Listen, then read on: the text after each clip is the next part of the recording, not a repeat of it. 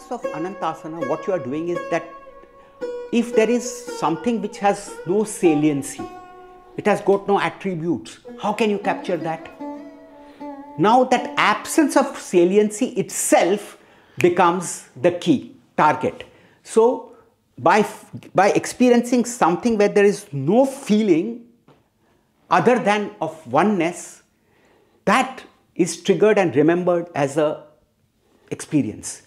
And every time you do it, you get that. So that is when the mantra actually normally, anything which has got saliency, you will have to identify the attributes and then arrange the attributes and get that. But in this particular case of Anantasana, there's nothing to measure, there's nothing to hold, and that absence of holding itself becomes a trigger to get you into that state of Anantasana in every pose. Does it make sense, or am I rambling? No, it's good. Okay. Okay.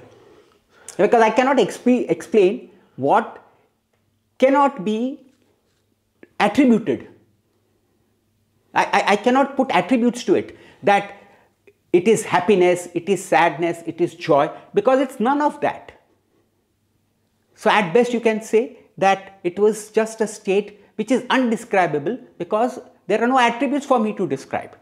And that's what probably the ancient sages were trying to say, that, you know, it's not this, it's not this, it's not this, because these are just representation. And what you need to understand is the experience, like your famous artist.